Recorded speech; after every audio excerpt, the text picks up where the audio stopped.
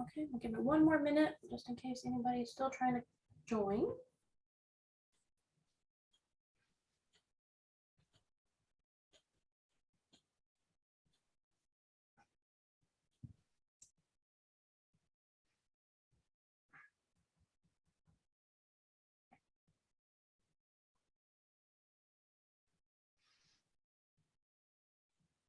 Okay.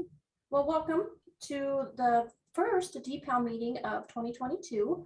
And for those of you that are brand new to this meeting or as a DPAL, this is just a place for us to get all the DPALs together and kind of talk through if we have any news or updates to give you all, but then also allow you all time or a forum to ask any questions that you may have of us or even each other.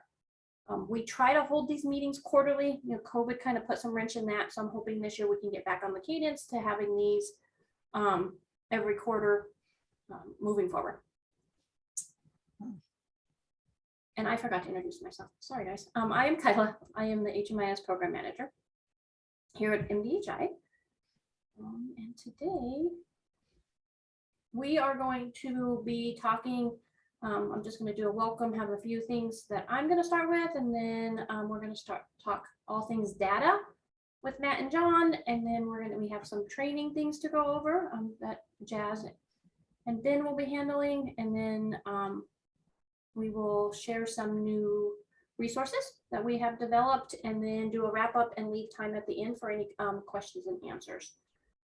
If you have questions along the way, you can feel free to put those in the chat and we'll try to just address them as they come in. And then if we need to have you unmute to clarify anything, we can as we go through each section. And then, like I said, we will hold time at the end to open it up for any other questions that you guys may have. So starting, I am just going to provide we have some staffing changes here on the HMIS team at MDHI. So I'll start with welcoming back Matt Richard to the team. And Matt is now serving as the data design and integrations lead. So he will be overseeing all things data related. We have a new staff person starting next week that will be working alongside Stacia as another partner agency specialist / coordinator. That is Bashira. And so some of you all may be hearing from her. We are looking into kind of dividing out the regions between Stacia and Bashira. So depending on what region you live in, as who you'll have main contact with is either Bashira or Stacia. And then last but not least, some kind of sad news is Ben and Bryn are going to be transitioning out of MDHI, and they will be leaving the team at the end of the month. And just want to say thank you to both of them for all that they have done over the last 2 years, both for MDHI and the community, and they are surely going to be missed.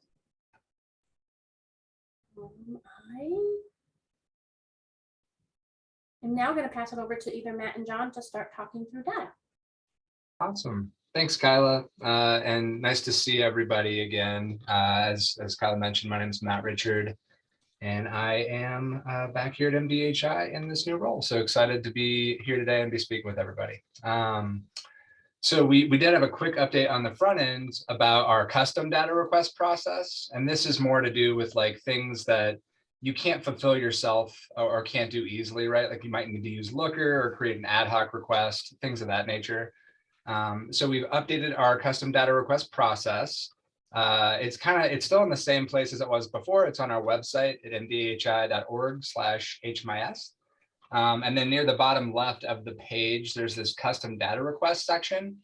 And we have a new form that if you, it has all the same fields as the previous one did. But if you click it and you complete it, it will actually automatically send in a Zendesk ticket as well. So kind of keeps things all consolidated in one place for us. You don't have to like complete an offline form and send in a document to us. You can just do this form. It all lives together on the back end in our ticketing system. So again, just a reminder, this is for ad hoc reporting. So just if you need help running a caper or an APR, anything in the report library, you can still send in a regular ticket for that. This is more for those custom data requests that require our team to help provide breakdowns for. So I think we can go on to the next slide. So I'm going to kind of cue this up and then hand things over to my colleague, John. But we wanted to just have a section where we talk about data quality. You know, no surprise, we'll continue to talk about data quality probably every time that we speak together. But just some reminders about some ongoing monitoring that our team is doing and will be doing moving forward too. Some things that we see all the time come through. Not necessarily future dating, but we do monitor when enrollments are being created for dates that have not yet occurred. Same for move-in dates, exits, or bed nights. Data timeliness is obviously very important, but like not, you can't guarantee that the data that you're inputting into the system is valid until that actually happens, right? So we monitor future dated things. We also monitor exits to destinations of other. It's almost never the correct option. There's some very few outlier cases where it would be appropriate to use a destination that's not one in the pick list, but we do monitor that, and we'll reach out if we have any questions to any of you or any of your staff that we see creating those exits. Household structure issues. This is a little bit easier to prevent from happening moving forward. Our vendor Bitfocus has updated some of the functionality in the system where I think if you even try to exit the existing head of household and select someone else or and save it, you have to select somebody else before you move on. So you really can't create household structure issues. If we merge enrollment, sometimes household structure issues can happen at that point too. But in addition to like the incorrect relationships being set in the household structure, it's also typically not possible for minors to be their own head of household. Obviously, runaway homeless youth projects are an exception to that rule. And sometimes, you know, in some of the shelter settings, we know that there are occurrences where people will show up who might be under the age of 18, but we do monitor those types of things. So if that's happening at your agency, we'll be reaching out via some of the monitoring reports we've stood up to make sure things are going in as expected. And then I'll kick it to John right after this last point, because he's really going to be talking about data quality issues that were noticed during the LSA period that we have to submit to HUD. And one of those issues that was a pretty big one that we needed to clean up was overlapping residential enrollments, particularly clients who are enrolled in multiple emergency shelters with entry-exit tracking, where those dates of their enrollment overlap, right? So John will get more into that, but just wanted to give you all a quick heads up or a reminder that there are a number of things our team monitors for and tries to help out with the best that we can from our end. Sometimes we can't clean it up without your help though, right? We don't have the information that all of you do about the folks that you're serving. So I think I will, we'll go on to the next slide, and I believe, yeah, I'll pass it on over to John. All right. Good afternoon, everyone. My name is John, and we wanted to do a deep dive in some things that we saw happening kind of a lot, or data issues that are particularly significant. One of which is head of households that are younger than 16, like Matt mentioned, except for like some very specific programs.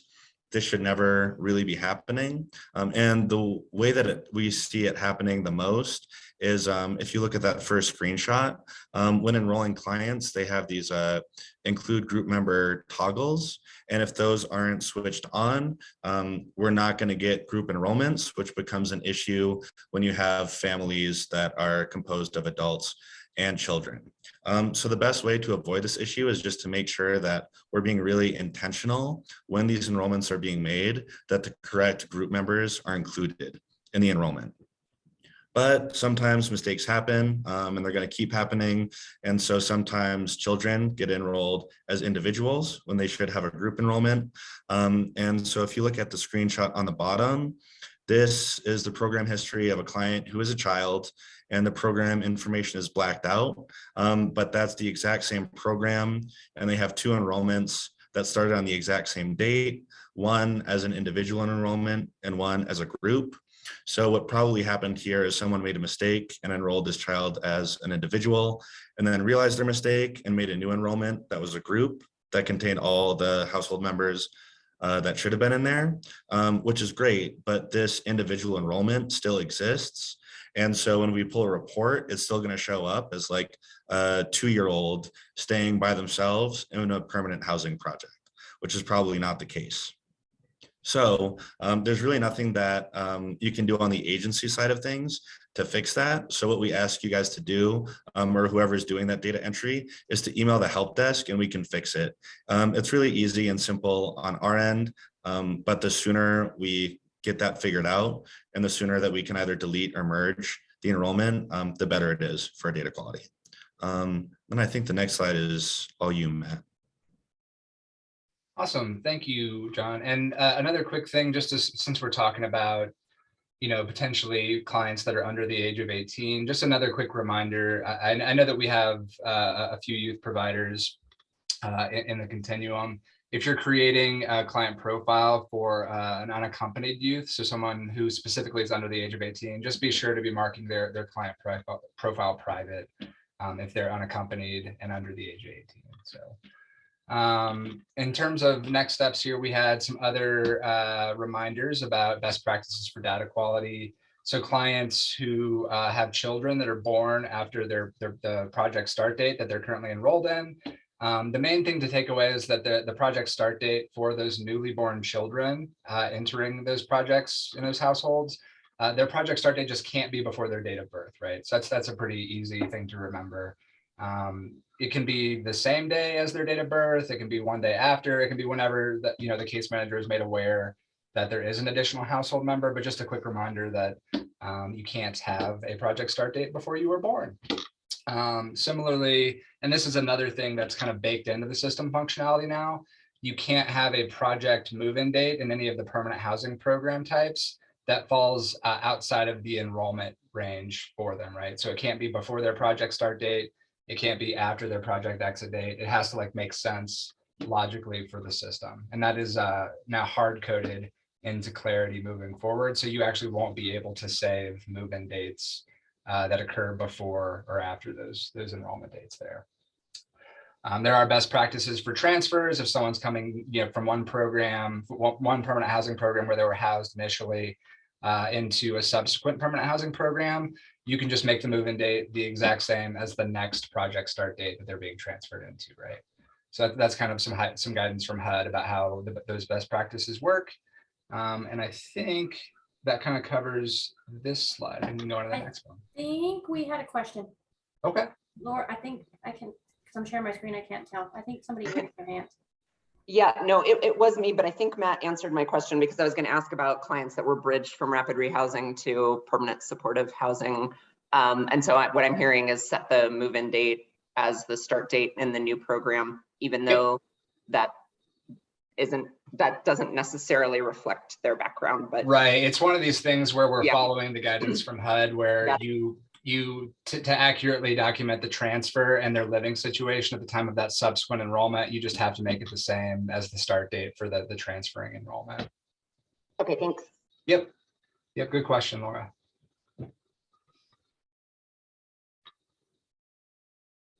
All right, back to John. Nice. And now we're going to look at overlapping enrollment errors, which definitely can happen between a multitude of different project types. But the one that we see the most and becomes the largest issue is entry-exit emergency shelters. And the big thing that we want people to take away from this slide is that HMIS is designed to count clients, count and track clients and not beds. And this comes up with entry exit because that method is designed to track continuous stays. So you have an entry date and you have an exit date, and the way that we're tracking things, or the way the system tracks things, is that every night in between that entry and exit date is counted as a bed night for that client at that shelter. So these types of enrollments really can't include any nights where the client is not present at that shelter, or else they're getting a bed night in a location that they weren't at. This can be an issue for a couple reasons. One is that it throws off our total bed night calculations. So if it happens every once in a while with a few clients, that would be one thing. But if it happens really consistently, we're tracking hundreds of bed nights that haven't occurred. We can also be counting people twice. So if a client stayed at an entry exit shelter and left for a few days and went to another shelter, that was also entry exit, and they were enrolled in both at the same time. One, again, you're throwing off the bed night count because they're getting 2 bed nights for one night. But it's also just impossible, right? It's impossible for one client to be staying in 2 places at the same time. So it really does cause a lot of issues, and that's something that HUD tracks. So the big takeaway is that it's important to exit clients when they leave, even if it's for a brief period of time. If a client goes to detox or to a COVID hotel or goes to stay with friends and family for a few days and comes back, the way the system tracks these projects, they need to be exited for those dates. One thing that's not on the slide, but came up is that for people that are hoping to reserve beds or hold beds for people that are going to be leaving for a short while, this is not the method to do that, but HMIS does have a separate feature that can reserve beds. So it might be a little bit of a learning curve or something new, but if there are people that are interested in doing that, just let us know, maybe submit a ticket and we can look into that for you. One other possible solution that again, may not be feasible for everyone because it would involve like a transition and it really depends on your personal situation. But the night by night tracking method for bed nights does result in like much better, cleaner data quality. And that's when there's like a barcode that's associated with a client, so they can be enrolled for a longer period of time. They're only going to get a bed night associated with them for nights where they're scanned in and it's like confirmed that they're there. So this is a really good solution. Again, it involves a transition that might not be possible for everyone. But if any agencies are interested in making that switch, again, maybe reach out to us and we can look into what that would look like. And it would result in better data quality, which would result in better reporting. And then on the next slide, I just have a quick example of what these overlapping enrollments can look like. And I know, I'm sorry, that's kind of like a lot of noise on the screen, but basically what this looks like is that these are all rows for the exact same client, which you can see from the unique identifier. And if you look at the first enrollment ID on the left, that first enrollment is the same for each row. And then if you look at the start and exit date, this client was enrolled on February 6th of 2021, and their exit date is blank, which means that from February 6th of 2021 until today, every single night since then has been counted as a bed night for that client, which seems maybe a bit unrealistic. We then know that there's an issue somewhere when we look at the enrollments on the right. So those other enrollment IDs represent different enrollments at different emergency shelters. And the dates vary. I think the first one is like a month. The second is like 2 weeks. The third one is from October of 2021 to today. And then the last one is like the past like month or so. But so the way that what the system sees when it looks at this is that this person is having or like being given hundreds of bed nights that at least one of them didn't actually happen. So that's just a good example to like show the impact that this can have on the system, because this is just one client. So if it happens consistently, we're just throwing off our data, which impacts reporting, which impacts a lot of other things. Yeah, that's it for this. Thank you guys for listening. I think Matt's talking about a browser stuff. Yeah, and we got another question in the chat, excuse me, about dually enrolling clients, specifically in EHV projects and rapid rehousing projects. And the example is SSVF. So this is one where, you know, and I'm going to regurgitate what I just typed in the chat a little bit. Historically, it was really not, it was frowned upon by HUD as having overlapping residential enrollments in multiple permanent housing project types pre-COVID, right? So like you really couldn't have or you shouldn't have a client who's enrolled in multiple housing projects at the same time because of a lot of the reasons John's referencing, system performance measures that gauge, you know, length of time homeless by looking at enrollments into housing move-in dates, stuff like that. So the COVID response really turned some of those things on their head in terms of what HUD is saying is technically okay to do. And some of this comes down to funding sources as well, where if you're serving clients with different funding streams, and you're not serving all clients with both funding streams, you do have to dual enroll them. And like for COC and ESG CV funded projects, for example, if you are not serving all of those clients with both of those funding streams, you have to track each of the clients in the CV project and the COC project in tandem, even though that means they are duly enrolled in permanent housing projects. It's just one of those things that had to happen for federal reporting for those federally funded initiatives. EHV is a trickier one. I don't have the guidance in my head right now offhand, Lauren. I know that EHV in general is kind of a challenge in HMIS because it's an optional thing, right? You don't have to do data entry in HMIS for EHV. So I suspect that it's something along the lines of like, it kind of depends on the specifics that are going on.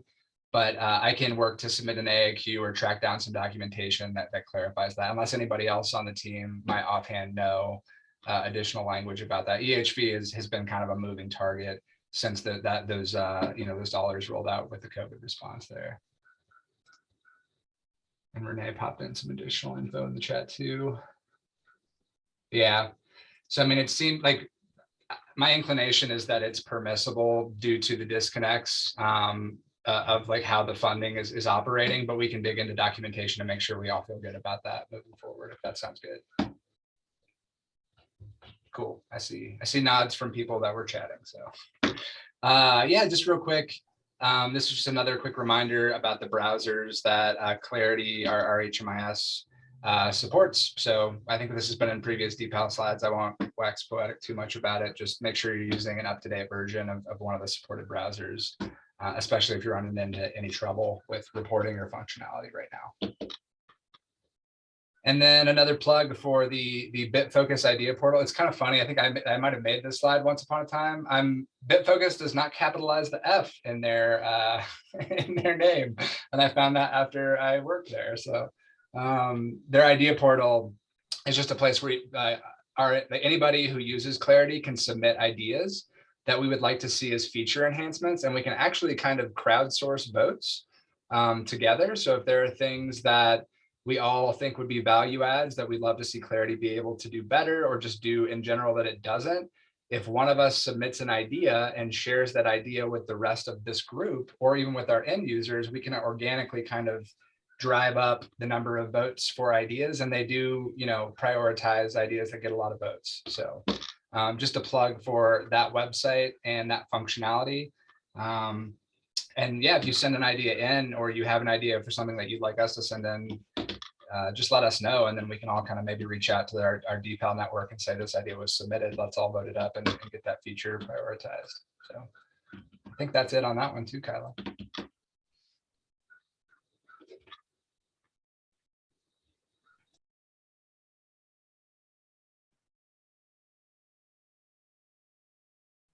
Jazz, if you're talking, we can't hear you. Because I have everything muted, because I don't, I like to keep everything muted. Anyway, hi, my name is Jazz. I'm the HMIS Training and Application Specialist with MDHI. So let's talk about training.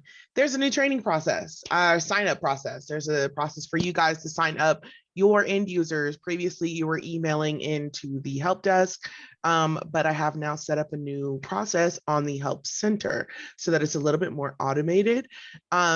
Essentially, it is on the Zendesk Help Center. It's located in the MDHI DPAL zone. I'm going to show all of this to you in just one second. You do have to sign into Zendesk. This is a requirement that you sign in. If you don't have an account made, it was already made when you sent an email. You just need to make it an actual thing, but there's a big sign in button so you can sign up. You will not be able to see the training sign up link unless you are signed in. So if you don't see it, that's why.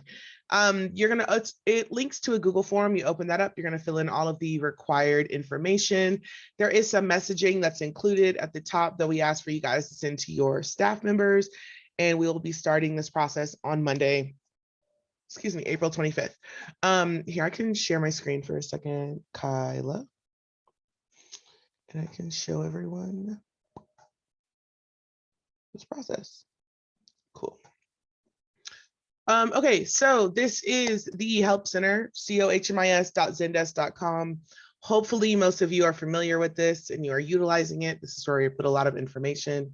So up here in the top right, sign in. This is where you will have to sign in. You can sign up. If you've emailed us, you can get a password kind of thing. Once you sign in, you will go here to the MDHI DPAL zone, and right here at the top is going to be training sign up. As you'll have to do a couple clicks, but it will take you to this Google form where you're going to fill out all of this information.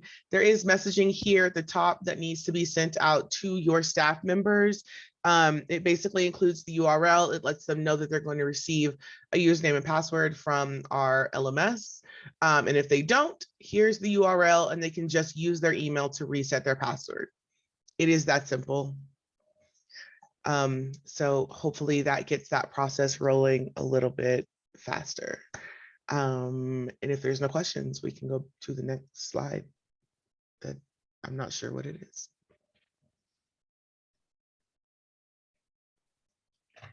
Ian?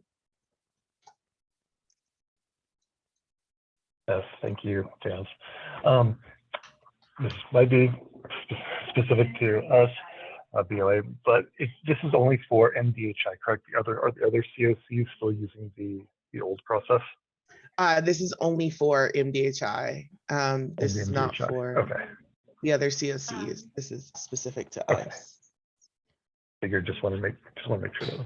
Lauren, Thank you. You can continue to send us emails, Lauren. Because I'm not gonna lie, I low-key almost forgot that the VA can't use Google. Does the form require, like the Google form, Jazz, does it require you to log into Google to use it, or is it just a freestanding link that anybody can complete without logging into Google? Should be a freestanding link, but I think the VA cannot even access Google. Got it. I thought it was more to do with not being able to like log into the Google interface, but you can't pull up Google at all, Lauren. Is that right?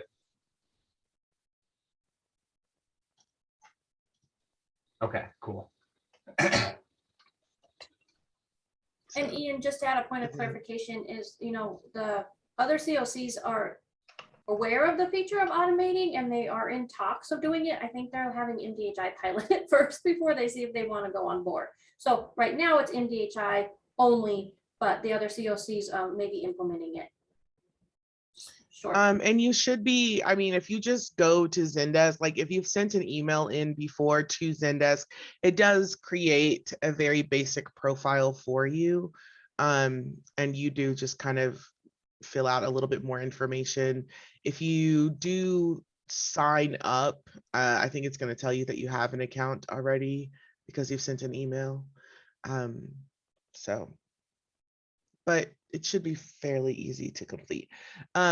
Kylie, you're actually showing the controls, not the actual presentation.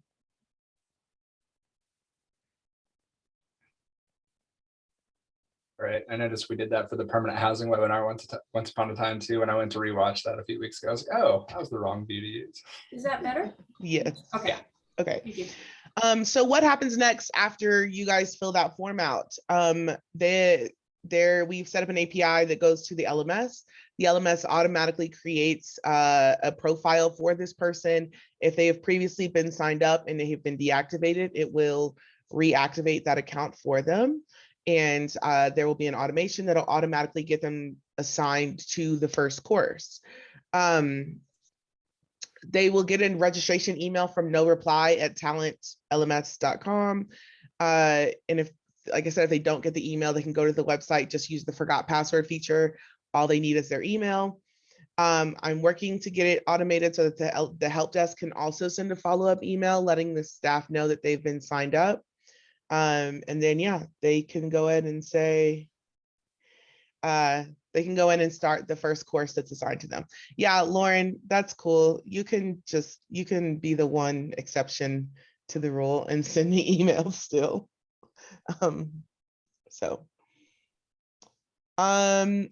let's see, Gwen is multiple agencies. Each agency has a DPAL, and that DPAL from that agency has to be the one that is signed in and submitting the request for training. That is why it's required that you guys sign in, because then I can see who is sending in these requests on the back end. And it does need to be each agency's DPAL. It's the same process if you guys were to email the help desk. I pull up the list to see who's the DPAL for that agency. And if it's not the DPAL, I'd kick it back and tell them to contact whoever is the DPAL for them. So you can go to the next slide. So just a couple of reminders about training as we continue to try and make sure that we can get everyone who needs training trained. Training is hard. It's hard content. This is not an easy thing that we are teaching. We're teaching a new software. We're teaching HUD policies. It's complex. So we are asking that your staff have ample time to complete the self-led portion of training, and that they have a quiet space to engage in the instructor-led portion of training. When they come to training, if they are still working in a way that they're constantly being interrupted by other colleagues, or they get up to go do stuff that has to do with work, it's not only disruptive to that person who's sitting in the chair, it's also disruptive to the rest of our class, because we do have webcams on, we are participating in training. So it's just important that they are coming in understanding, they're going into any part of the training understanding that they should be taking notes, that they have to stay engaged, that this is not, it's not easy content, and they do have to actively be participating in their own training to really get through it effectively. There is a 48-hour cancellation policy for the instructor-led training. So staff needs to either be removing themselves from the registration of that class, or they need to email the help desk. Someone should email the help desk and let us know that that staff member is not going to be attending. If the staff member is not attending, I will remove them, and I do try to get someone else into that class prior to. What happens when we have a no-show, someone who doesn't show up and doesn't let me know that they will not be showing up? We have spots that are filled and no one to be in them. So when that happens, I do send them back to you guys. You have to submit another request. I will let you know that the client was, or the staff was marked as a no-show. They are going to be allowed to register for another training. However, when they don't attend or cancel the second training, they do get waitlisted for future trainings. This has been kind of an ongoing problem. So we're really asking that you guys, as the DPALs, are really imparting that staff need to be putting this on their calendar, and they need to know that this meeting is happening. We are getting slightly better, but we still have classes that don't have full attendance to them. When this happens, all of you guys as staff who are waiting for training, that is why they are waiting so much longer, because we have limited class sizes. The training is open 15 minutes before. They're going to see actually the same waiting room message that you guys saw today, because it's the waiting room message on my Zoom account that I don't change. So they will see that. That will be sitting there for about 15 minutes. When training starts, we let them in, and I will allow people to join up to 15 minutes after the training starts. After 15 minutes, they have missed too much content, and they are not going to be allowed to join the training. They will be marked as a no-show. So there's 15 minutes before and 15 minutes after. If your supervisor is the DPAL, I would just have someone send an email, or have them send an email to the help desk prior to leaving, so that we know and we can get other paperwork. We have like paperwork designating who is DPALs, and we would need that updated for the time being from them. I can go to the next slide.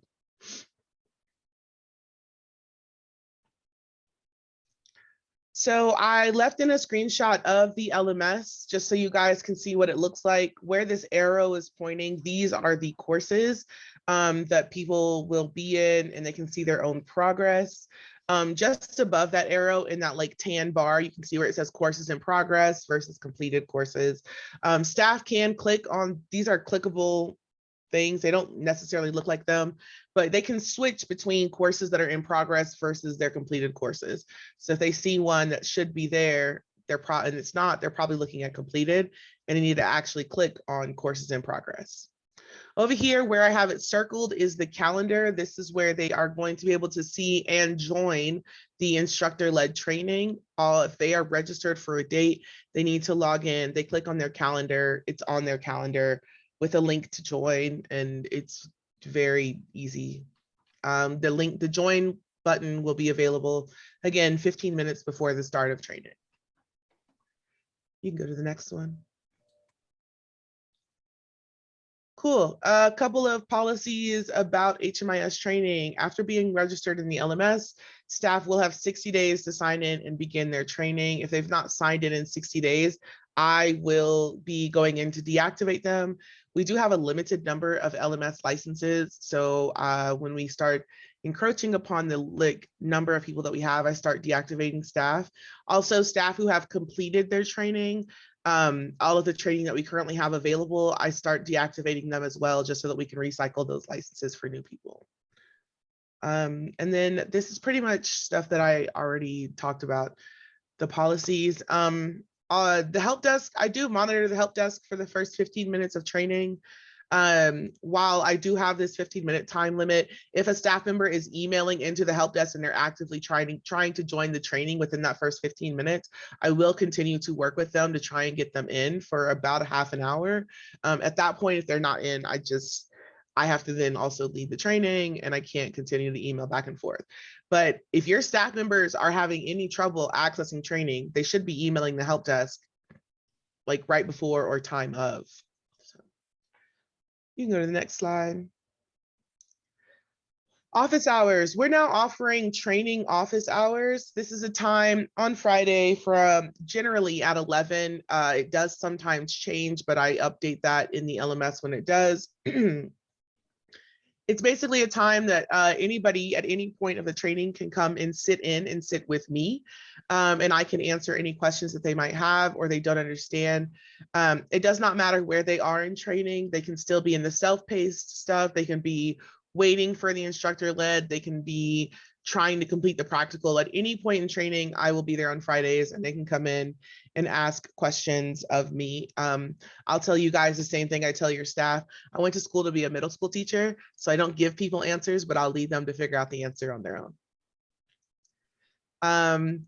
So the office hours link is located in the staff's calendar in the LMS. It is the same place that they go to access their instructor-led training, where I showed you guys on the screenshot. If they click calendar, when you look at it, there's not a link, but it does have a URL. They just need to copy and paste it. It is hopefully self-explanatory once you're looking at it. And I think, is that my last slide, Kyla? Cool. Thank you. What's up, y'all? I'm Stacia. I'm the HMIS Partner Agency Specialist.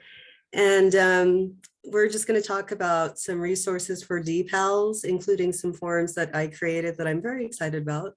Hopefully you guys will like them too. So as we mentioned on a previous slide, this is where the DPAL section is on Zendesk. And Kyla, can I share my screen from now on?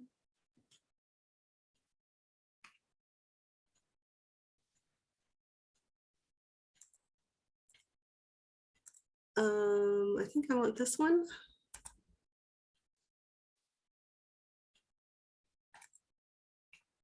Okay, are we in Zendesk? Okay.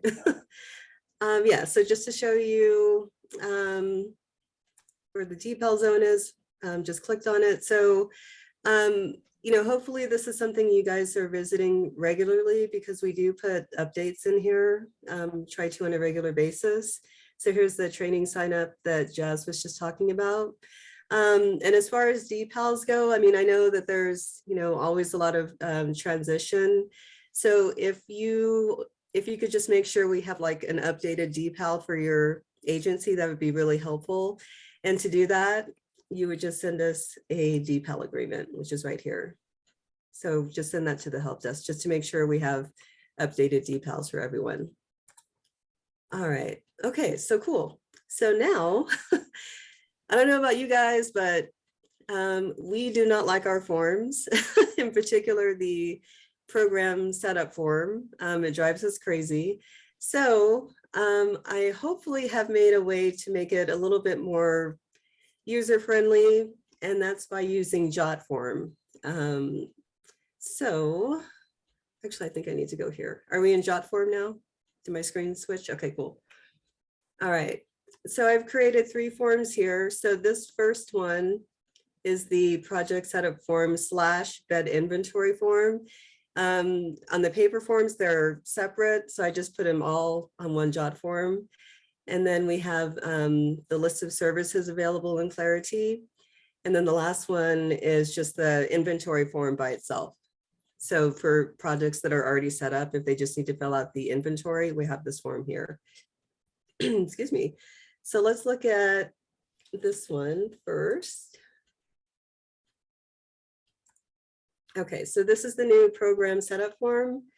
And I'm just going to fill out the things that I need to so we can go through it. So today's date, the agency name, and addresses here. And then you're going to put in the program name. And if you want a description of the program and what date does the program begin, we'll just put in a date there. And what date does it end if applicable? And then what is the grant start date? So pretty much the same things that are on the paper form, except for the some of the funding stuff like the amount we took out. So just kind of stuff that we didn't think that we really needed. We need to put in an email address. All right, so now you're going to select your program type. So for night by night, I did add that you have to put in a bed service for each night, you know, just so it will show up on reporting, because if you don't, it won't. So just a little reminder about that, but I'll just choose entry exit. And then entry exit, of course, is for clients who stay or who can stay a certain amount of time.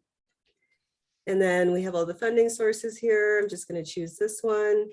If you happen to have a funding source that's not on this list, you can put that, or you can just type that in here.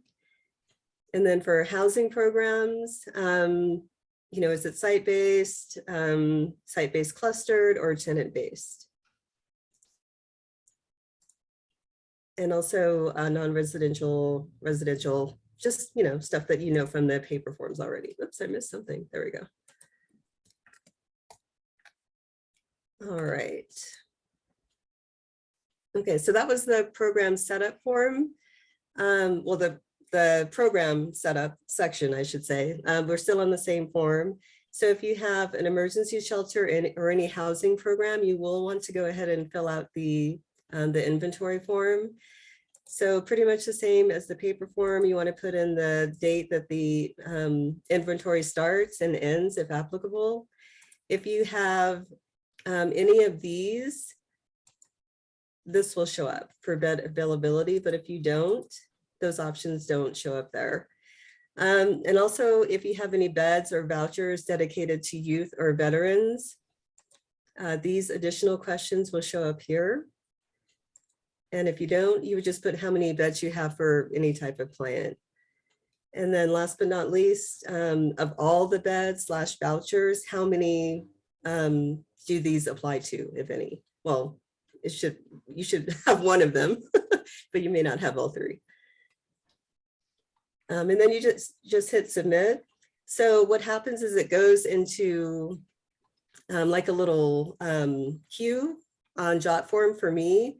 And then I can download a really cool looking PDF form of the form that you sent in.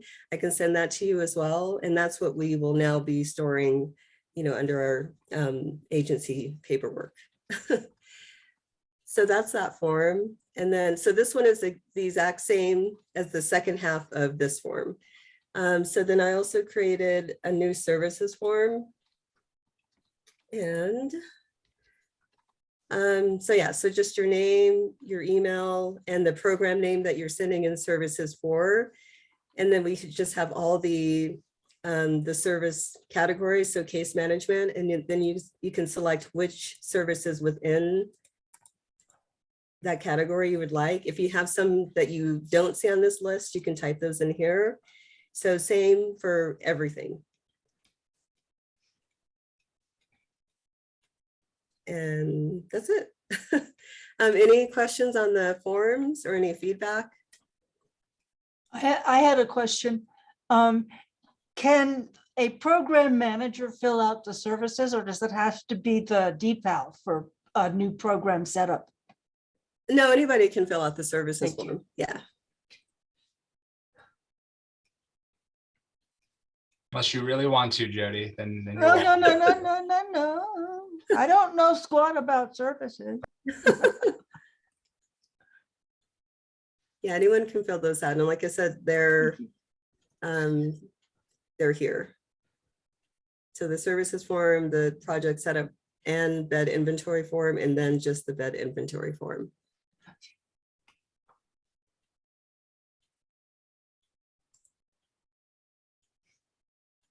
Anyone else? I'm just gonna do a plug on, if you all can help us keep inventory up to date.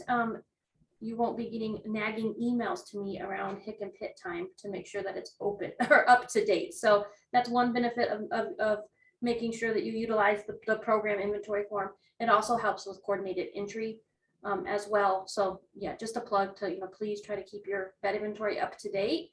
If you increase or decrease beds, just submit another form. And that's where you would use like the inventory dates. So let's say, if it's temporary and, you're going to have increase your bed size by 10, then you would submit a new form that says, hey, in the summer, we're going to increase by 10 or we're doing construction and we need to decrease, just submit a new inventory form with the dates. And then we'll make sure that that is accurate in HMIS, which then, like I said, it helps us during the hick and pit time. And it also helps the coordinated entry folks as well. Thank you. I think I'm not going to share my screen again because that's just a QA screen. So we're at the end, but before I open it up, I want to hand it back over to Matt because I think he has updated guidance to your question, Lauren. Yeah, I found a resource on the HUD Exchange about how it is indeed permissible to be an EHV and rapid rehousing at the same time. So if you want a little light reading, I'll toss it in the chat for you, but it's mostly going to be on our end. There's like some HIC implications about how to accurately track the beds and units for EHV versus rapid rehousing, but you should be in the clear to do what needs to be done there.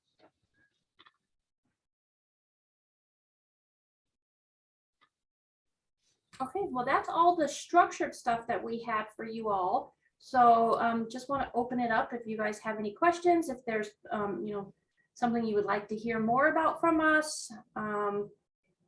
Here is the time.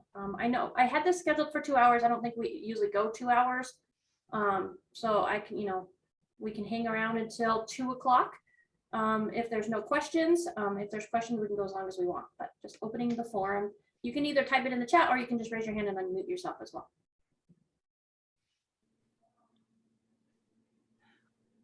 I have a comment. Can people hear me? Yes.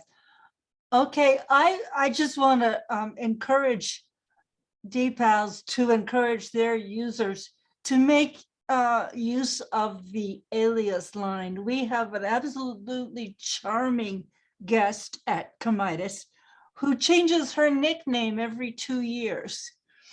And so if it comes out, if when you're doing intake with somebody, an intake interview with somebody, and it comes out that they are in HMIS under another name, by all means, go ahead and put their other names into the alias line so that they'll be searchable and so that you can avoid duplication. That just comes under tips and tricks. Good call, Jody. I think you can have as many alias, you just comma separate them too, right? It's a Comma field that's separate, shared. okay.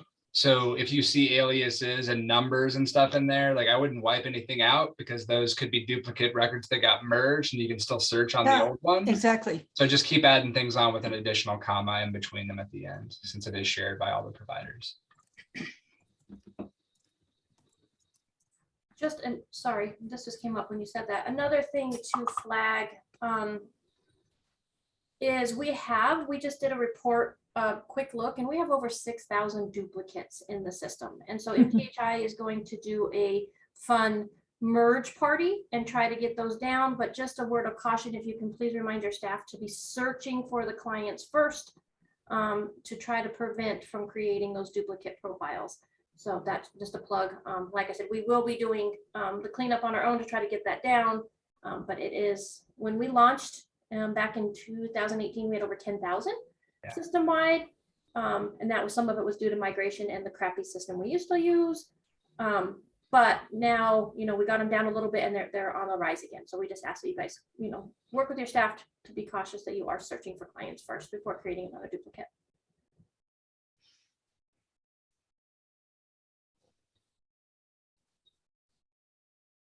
Looks like we might have a question for Stasia about the DPAL zone and the forms. Is someone going to ask a question? This is Shelley Tate with JFS. I was going to ask about correcting programs No, go ahead, Sean. and how those should be sent in. It's probably geared more towards Jazz.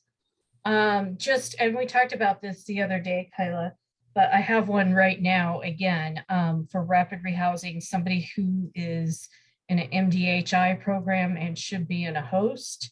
So when I request to have that client move, I guess the problem we've had in the past is making sure that the referral through one host is also moved. So do I just say that in the request, or what's the, I don't know what, if I'm dropping the ball on something?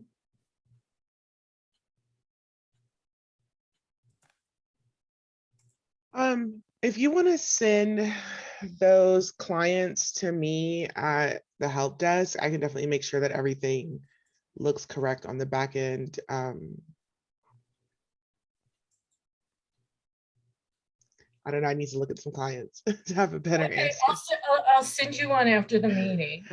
Yeah, if you And- can send that to me in an email and just send me some clients, I will look and let you know what we need to be doing and make sure that everything's good. So in an email, or use the ticket, the little submit? Oh, like thing? email the help desk. Yeah, okay, like I usually do. Yeah. All right, thank you.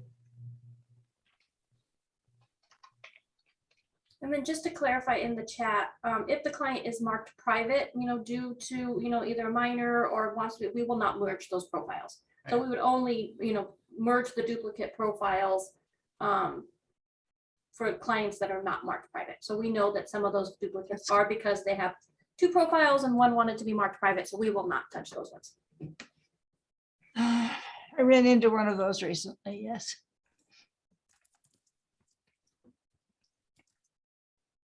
Hi, so at our agency, we are one of the one home agencies. So we're really just doing the VI SPDAT and entering that information. For clients that we then realize find housing, but not through this process, like they become housed outside of this process, what should I be doing to exit them out of the program? I'm not quite sure what to do when they don't actually ever go into a program through HMIS.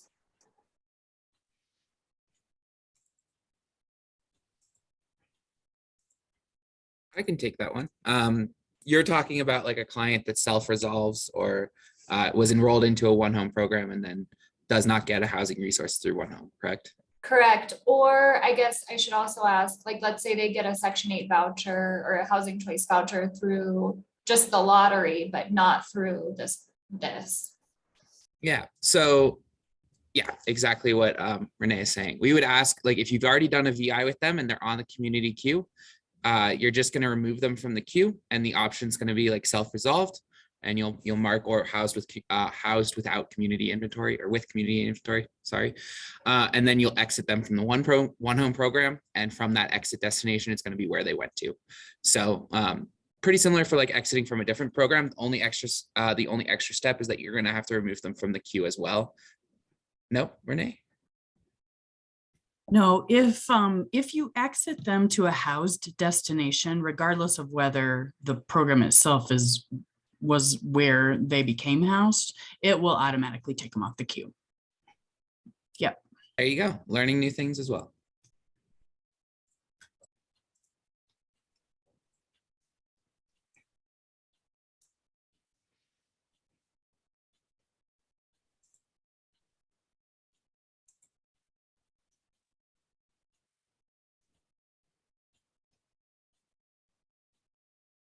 Any other questions?